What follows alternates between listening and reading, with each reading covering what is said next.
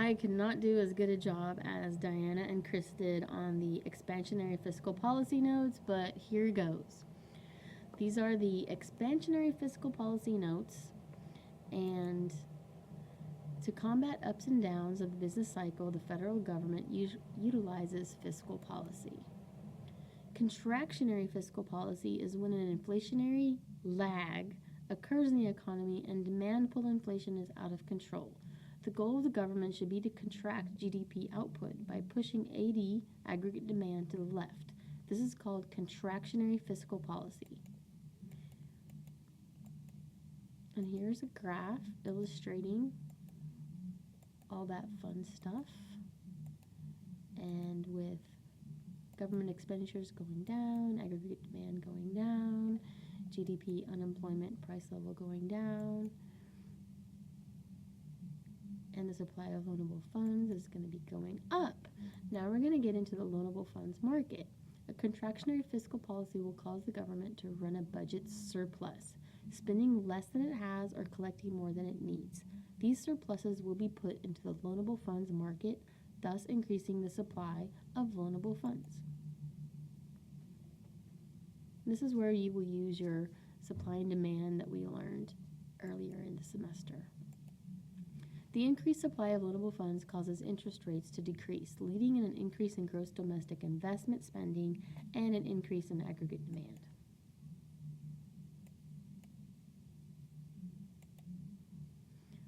This counter-cyclical effect is called the crowding in effect. Government surpluses have encouraged businesses to borrow more and stimulate the economy. This weakens the effectiveness of our fiscal policy. And this graph explains the contractionary fiscal policy being weakened.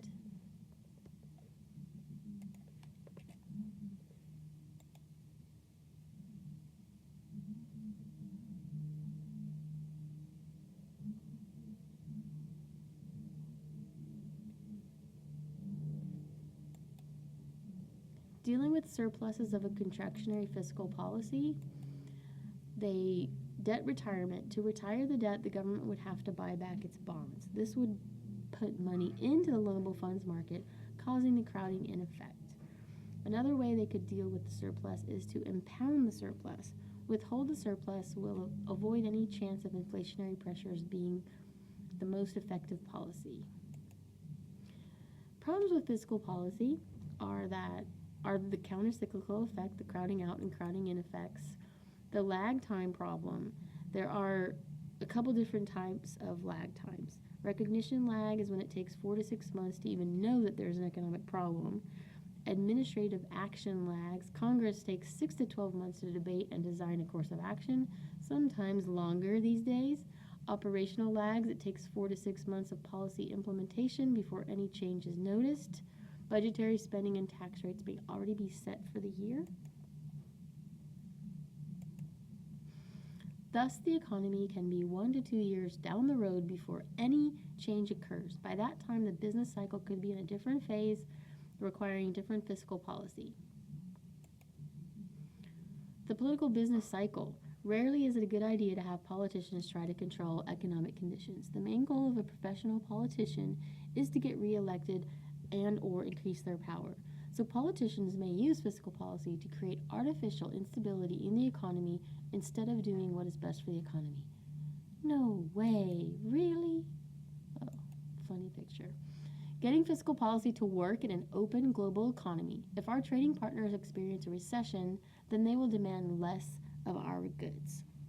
Here are some graphs to illustrate that. If we are running an expansionary policy, the decrease in net exports will work against it.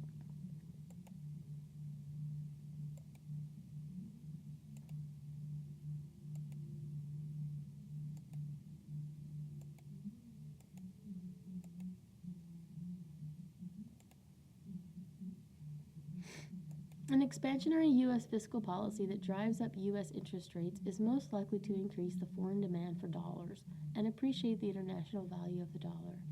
A contractionary U.S. fiscal policy that reduces domestic interest rates is most likely to depreciate the international value of the dollar and increase U.S. net exports. The end.